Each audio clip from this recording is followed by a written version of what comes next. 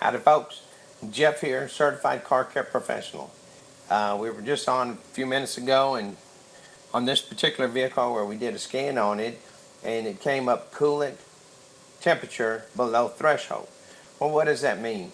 Well, these cars now are so smart with all the different computers in them.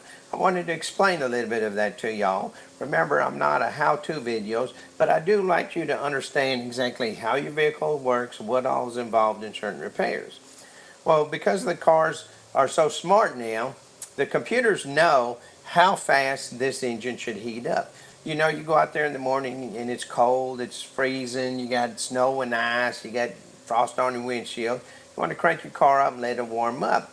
Well, the computer knows how long it's supposed to take when you start that vehicle and then you start driving down the road before this vehicle comes up to operating temperature.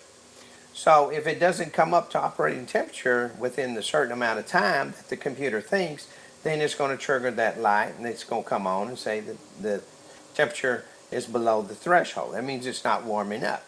So what happens? Well, it used to be you see cars overheating on the side of the road because the thermostats would stick closed, wouldn't let the coolant circulate and get too hot, and it boil over and you had steam and stuff and coolant all over everywhere. Well, now a lot of the thermostats, they'll actually stick open. And so they're not closing to allow the vehicle to warm up and then open when it comes to operating temperature. So we have to go in and check it and make sure it's got the coolant and everything, and then go in and switch out a thermostat. So, Jeff, why are we standing by this vehicle with, doesn't look like the engine, we got the tire off and this is the front suspension. Well, nowadays, what happens where we used to could just unbolt something, take the thermostat out, put it back in and bolt it down.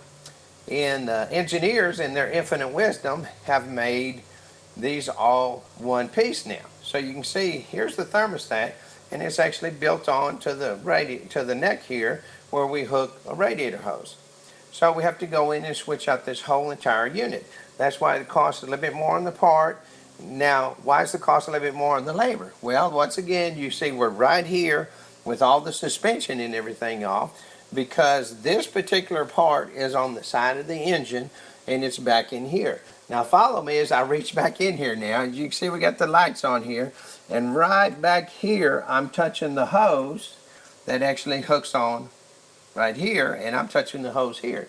So I have this much further to go to before I can get to that thermostat. So how are you going to get to it?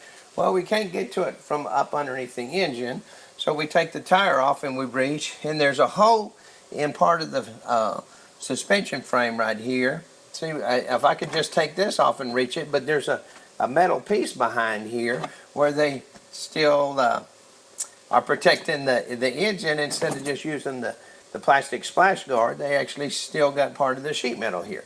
So what we have to do is hook up different extensions, and I can see the bolts right here this way.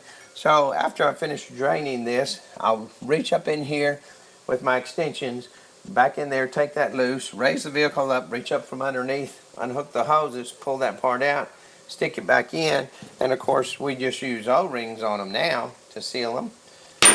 Put all that back together and then lower it down where I can hook up the hose, raise it back up, make sure we get everything on there, and then put the wheels and stuff back on it. So that's what's involved in this particular repair.